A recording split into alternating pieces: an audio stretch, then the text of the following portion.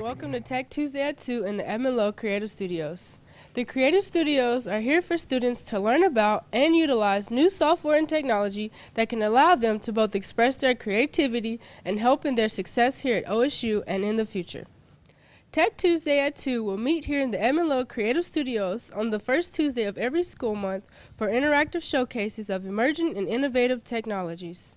Today, Nina Thornton, Multimedia Producer for the OSU Library, will be walking with us through the basics of going from auto to manual on your cameras. Today, we'll cover mostly technical settings, so we ask that you please hold questions until after the presentation during the hands-on portion, so we can really dive into your questions and provide personalized solutions. You will definitely want to stick around for that part. So if you're watching on today's live stream, you can submit questions via Twitter or Facebook using the hashtag LibTech2s. At the end of the program, we'll be drawing for prizes for OSU students who are in the Creative Studios with us today, so please be sure to fill out an entry form. Nina, take it away. I'm Nina Thornton. I'm the multimedia producer here at the OSU Library, and today I'm going to take you from auto to manual, not the car, the photography equipment from auto to manual. So I can't drive a stick. But I can, however, get you to manual mode. So what we are going to do today, does anybody have their DSLRs with them or their photography gear of choice? No problem. So at the end of the presentation, what we're going to do is we're going to walk through some of the technical aspects of getting to manual and creating your photos. And then we are actually going to come over here where we have cameras set up for you, where you can take control of each one of those cameras and maneuver and create with the different modes that we're going to talk about, okay? So definitely stick around and definitely come over here because it's going to give you a deeper understanding of what we're going to talk about today, okay? So from auto to manual, I will actually mention that this is a live view from this camera. So if something goes wrong, or we happen to lose that feed, we'll get it back. It'll just take a minute. So with a live feed, sometimes things can go a little wonky, but I'm hoping we're okay. Okay? So today, we are going to talk about mainly the exposure triangle. Has anybody heard of the exposure triangle before? There you go. All right. So to get to from auto to manual, the first step in that process is understanding the exposure triangle, okay? One of my favorite sayings is, you don't take a photograph, you make it. Today we're going to teach you how to make it, okay? Make a photo instead of just taking it. On auto, you take a photo. Manual, you make it, okay? What we're going to cover today, what is your camera doing when it's in auto mode, and what is an exposure meter? The exposure triangle, like I promised, how it affects light, the exposure triangle and how it affects blur, grain, and depth of field. Okay, so we're just going to continue to get more complicated as it goes down. What is your camera doing in auto mode? In auto mode, okay, you have this thing called an exposure meter. Your camera is going to have three things it's trying to affect: ISO, aperture, and shutter speed, and it at all times wants to get your exposure to 0, okay? It wants this meter to read 0. When it reads that, the camera is telling you in auto, I am automatically giving you a good exposure for your photo, okay? I'm making your photo pretty, okay? -3, underexposed. +3 is overexposed. This meter can look like a lot of different things on your camera. Mine doesn't necessarily look like that. It is represented here, okay? Plus 0.03. When it's properly exposed, it reads 0. It's always trying to get to 0. But this is a Sony, so all of the different cameras read a little differently, okay? So underexposed to overexposed. Uses 3 variables to get your exposure to 0 or proper exposure. Those 3 things are ISO. This is the sensitivity of your sensor in your camera, okay? ISO is your sensor. Aperture Technical definition, a space through which light passes in an optical or photographic instrument, especially the variable opening in which light enters a camera. That's real confusing. Aperture, we'll look at, it basically is at which point and how much focus does your shot have, okay? Shutter speed, the time for which a shutter is open, exposing light to the camera sensor. Your camera has a sensor in it. ISO is the sensitivity of that sensor. Shutter speed is the physical device in your camera that allows light to hit that sensor. Aperture is an opening that allows light in and out as well. Let's look at what that looks like on a Canon, okay? Sometimes they can look a little different as far as placement on the camera. On a Canon, this is a 60D. On this left here where it says 160, that is your shutter speed, okay? 4.5 is aperture, okay? That's where your aperture is.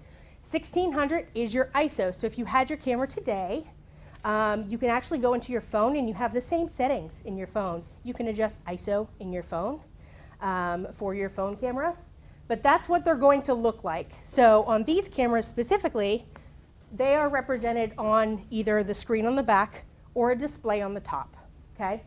On my camera here, this is the shutter speed.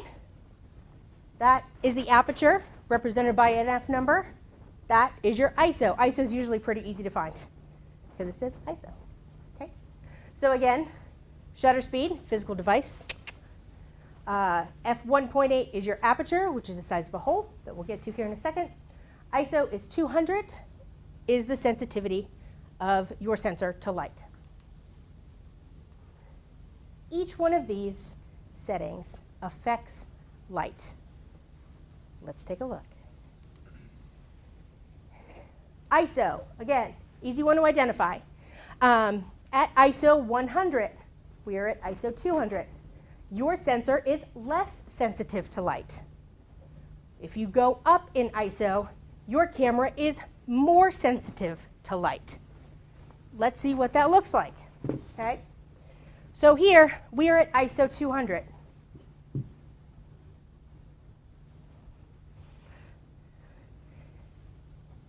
As I go up, the picture gets brighter. It is becoming more sensitive to light. If you are in a darker room, you may want your sensor to be more sensitive to light, okay? We go all the way back down. Let's say I always want this to read 0. I want to get there. It is less sensitive to light, which means the image is darker. Make sense? Everybody with me? All right. Aperture. Mentioned before that it was the size of a hole. Your camera has this little thing in the middle here. And this is really, this right here, and size of the hole. This is kind of confusing because it's kind of backwards. It's a little bit backwards. So if you look at this chart, at F2, which is a smaller number than F22, it is a larger opening of that circle, okay? So it's kind of counterintuitive. F2, you have a larger opening. It lets more light into the camera, okay? At F22, you have a small opening, okay? It lets in less light. Let's take a look at what that does. Again, we're just dealing with light right now, okay? So aperture. Remember I said our aperture setting is, whoopsie, wrong one. Aperture is at 1.8, so it's a little bit lower here. It's a very large opening, okay? So it's very bright. It's taking in a lot of light. We're going to go up. We're going to go all the way up to 22. Doo-doo-doo-doo-doo. Gets darker, right? Lets less light in, smaller opening, less light. Such a cute plane. Sorry, makes me happy. So that's light. Shutter speed also affects light, okay? The faster the shutter speed, the shorter time the image sensor is exposed to light. I think about this like a door, okay? If you are standing inside of a house and you are at the front door and you shut that door, you're angry, you only see a little bit of what's outside. It's very quick, okay? It's not letting a lot of that image in. On the other end, 1 second. It's slower.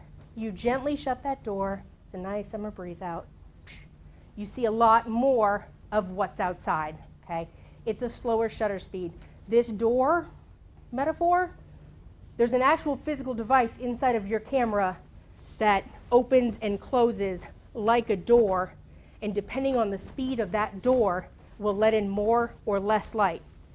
Let's take a look at what it's doing.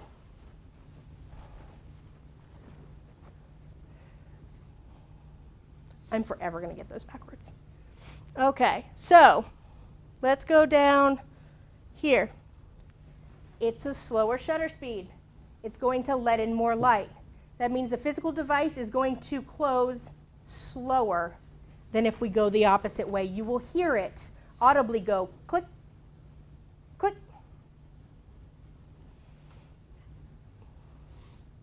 Told you I'd get those backwards again. As we go up, the faster the shutter speed, the darker the image, which means it's going to close a lot faster, okay, letting in less light. So the faster the shutter, the darker the image, the slower the shutter, the more that light is let in to hit that sensor. What questions can I answer so far? We all good? All right, I like it. This is what this looks like in a triangle form, okay? It's the exact same thing as those little meters back and forth, but just set to a triangle. Aperture is over here on the left. At f2, it lets in a larger sun, more light. f22, less light. Shutter speed, again, the faster the shutter, the smaller the sun, the less light. And all the way around. This is ISO. Again, that higher the number, the more sensitive your sensor is. Okay? Everybody with me? She's taking photos, sorry. Hey. I don't want to scare you, but this gets more complicated.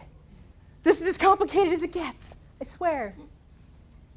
Not only do these three settings, now that we kind of understand how it affects light, ISO, aperture, shutter speed, not only does it affect light and how much light comes in and out of the camera and hits your sensor, it also affects three other things. Depth of field, okay?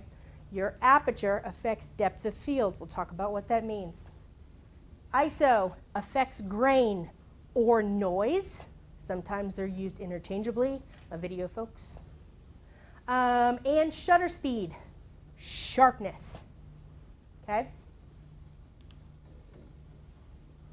Grain. The easiest way I can break this down is, and the easiest way to remember, visual distortion in an image. We'll get there. Depth of field, the distance between the closest and furthest points in an image that are in acceptable focus range.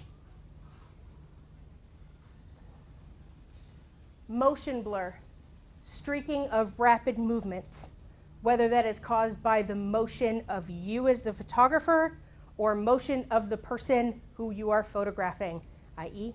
sports. Okay? Sports versus still life. Same chart, just a little something down here. So we have ISO. We already know that at ISO 100, less sensitive to light, okay? ISO 12,800, more sensitive. Let's pull in grain to it, okay?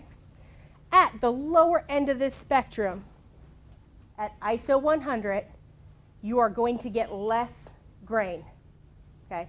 Your colors will be a little truer. There's an optimal place where your camera likes to sit as far as their sensor goes, It is somewhere in this lower range, okay? All the way up, I don't know if you can really see it, but there's little grainy bits up at this top here, okay? Now, I'm not saying grain is bad. I enjoy some grain in a photo. So, it just depends on what look you want to make. This is where we start to make our photo instead of just taking it, okay? So if you want a little grain, you know you have to go up in scale, okay, on ISO. Take a look at what that does. Yeah, I want manual focus. Thanks. All right, so you see it all the way up there. I'm not going to go over 200, but I'm going to show you what some grain looks like. Now again, the image gets lighter, so I'm going to use the other two, shutter and aperture, to bring down the amount of light. And we'll talk more about bringing those three together. But I'm going to take light away from the other settings. Let's see if I can get some grain in here.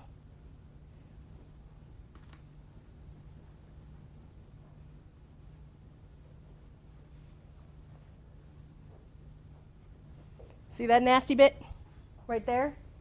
That's grain. There's two different kinds, really. There's like a white and black, kind of like you would think of TV noise, luminance grain. And then there's color grain, so it'll represent different colors in your image. But yeah, that's what grain looks like. Did everybody get a look at that? Pretty easy peasy? Okay. All right. That's horrible. Aperture.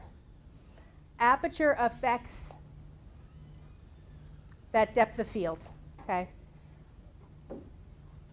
What's something, what I hear most often for aperture and depth of field is, I like the pictures with the really blurry background.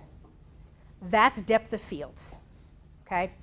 So some of your portrait shots where you want something in focus in the foreground, and something blurry in the background, so you don't want to be able to determine what's in your background, is going to be all the way at the end, f2.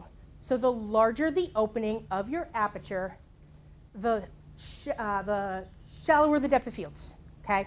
So it's a small range of focus. Larger the opening is a very small area of focus. So you will get pinpoint focus on something and everything else behind it will be blurry. That is what you're doing with the aperture. There are other ways to create that look besides aperture, but this is the first go-to to do that, okay? So as represented down on the bottom, you have the mountains in the back of this little person. I'm really proud of my stick figures for no reason. I just love them. And the mountains are blurry in the background, okay? Larger the opening, the background will be blurrier as long as that point is in focus there. All the way to the top at f22, you have a small opening, okay?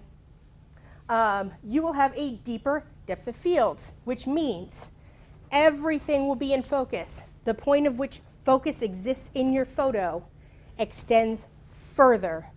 So think a photo of the Grand Canyon. You want everything, foreground, middle ground, background, in focus. You got to deepen that depth of field. Aperture is weird. Did I lose anybody? Okay. Perfect. Let's show you what that is first. All right, so we already talked about aperture, okay? f5.0. It's going to be represented by an F number or an f-stop. We're going to go down, and I'm going to balance this so I equal 0. And here's what that means. I want my exposure meter, instead of doing it on auto, I want my exposure meter to do this and be at 0. Whoopsie.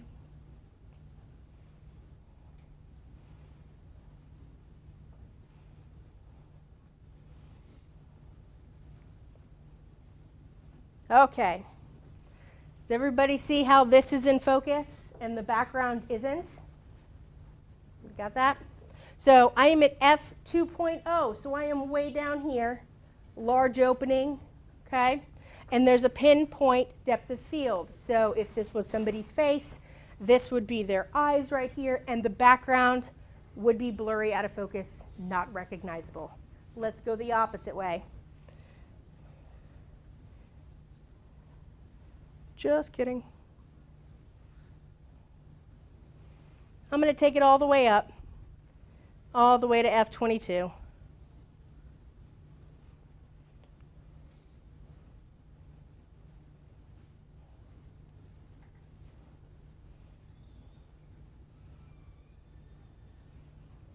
And for this purpose, a lot of graininess, but that's okay. See how this back tail is now in focus? Okay, I'm just extending that depth of field, okay? So now the front is in focus, the back is in focus. Yes, the background is still out of focus, but that's because my depth here. Does everybody get that one? Okay. Shutter speed, okay? So ISO affects grain, aperture affects depth of fields, okay? They all affect light. Shutter speed is going to affect your motion blur, okay? So the slower your shutter speed, the longer you keep that door open, the more of a person or little puppy running by that you're going to see, right? So you're going to see them at this spot, this spot, this spot, this spot, this spot, which is going to create a blur of motion, okay? Like my little people. The higher that number, well, it's really a fraction, the higher up you go, the further to the right you go, you are going to let in less light, but you're also going to stop motion, okay? So here we think of sports, and then we think of still life, okay? Let's do this.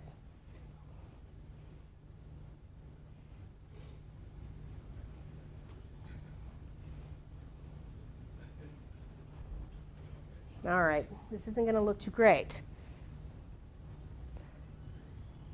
You ready to take a chance?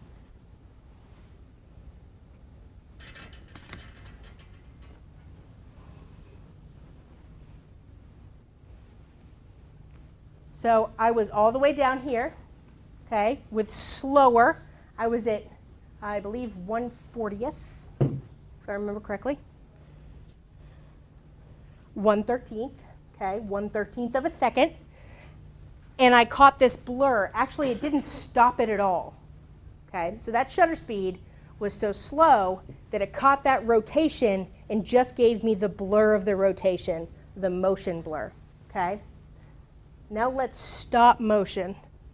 So again, we're going to go up in shutter speed.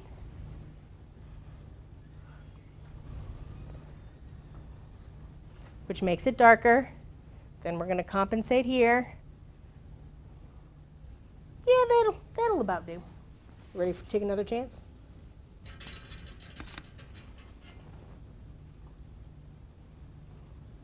Stopped motion, okay? So the further up you go, that will stop faster and faster motion. So if you are shooting a race car, would you be up in the higher range or the lower range? Small number or big number? Way in the back. Higher. Higher. There you go. Awesome. So what we've covered, and we'll look at the triangle. We know that ISO, aperture, and shutter speed all affect light. How much light comes in your camera via door, via the little opening, or sensor sensitivity. And then we look at the corresponding actions that those things take, and where you begin to make your photo. This is where you're going to prioritize what you want your photo to be. So in auto, it just gets you to 0. It gets you to this little 0 down here on that exposure meter where it was -3, +3. It gets you to 0 here which is proper exposure. Now you have to make a choice. Are you going to prioritize aperture because you want depth of field? Are you going to prioritize ISO because you want a film noir look? You want that gritty look? Or are you going to prioritize sharpness? Okay? If you are shooting sports, you will probably want your sharpness. If you're shooting portraits, aperture will go a long way for you. And ISO just depends on whether or not you're in a dark room, what your needs are. Okay? The goal on this triangle is, again, to always get your settings to 0. So I'm going to prioritize aperture, okay, because I want this depth of field here. I want this blurry background, okay? So I'm already at 3.2. I want even more blurry of a background. I really want a pinpoint focus. So I'm going to go down. And I'm going to go all the way to 1.8. What we see is that, again, as we go down in aperture, larger hole, shorter depth of field, okay, shallower depth of field, you're letting more light into your camera, larger hole, more light, okay? I have to compensate on this triangle because I've let more light in. I have got to take away light in another area. This is what auto is doing for you, okay? So should I take away ISO or should I take away shutter speed? If that's the aperture I really want, that's what I'm stuck with. That's what I want, that depth of field. Aperture, or I'm sorry, ISO or shutter speed? I heard shutter. Okay, yeah. Really, it just depends on what you want. There's really not a wrong answer, okay? So let's take away shutter. So again, as we move faster with our shutter speed, we're going to have less light. As we move the other way, we're going to allow more light to enter that sensor. So let's go up. So 1/500th, 640, 800. What we actually want is that to hit 0, okay? Our camera is telling us that that is properly exposed, okay? When you give light on one, you have to take away another to get it to 0, okay? Let's mess it up. Let's go back down. Right here, we know we are overexposed, +2. Let's go the other route. Let's take down our ISO, okay? Again, we want aperture 1.8. Let's play with the triangle. Let's take away light from our sensor. Okay, we're almost at 0. When you play with one, you have to play with another. Everybody with me? All right.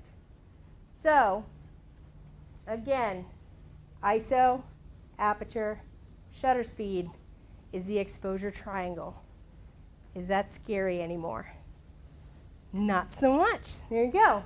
And again, if you have specific questions, we will be sticking around. I want you guys to stick around for this portion of hands-on, because in these particular stations that we have set up, I'm going to move this cute little airplane right over there, which will be your aperture station, okay?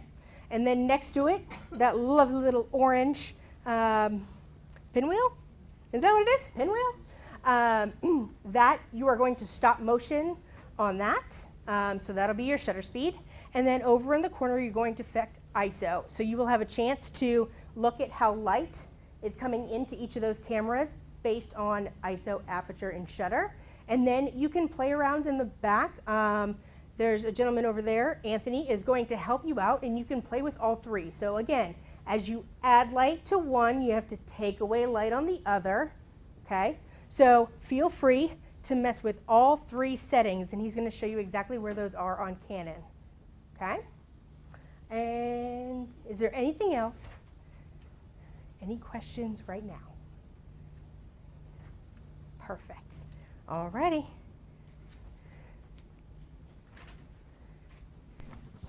All right, thank you, Nina. And if you guys want to learn any more about the resources the Creative Studios or the library has to offer, you can visit the staff in the Creative Studios or check out the library website for Creative Studios. If you have ideas for future Tech Tuesday at 2 topics, you can tweet us using the hashtag LibTech2s. Also, don't forget about the Library Creativity Award. All OSU students have a chance to showcase their creativity and win awards in 2D, 3D, motion, wild card, and best in show categories. The deadline for submission is April 9th. That is coming up, so make sure to submit your work. And now we're going to say goodbye to our live stream audience and move on to our hands-on demonstrations. Thank you to OState TV for hosting the live stream, and thank you to all who have watched. We will see you next semester at Tech Tuesday at 2.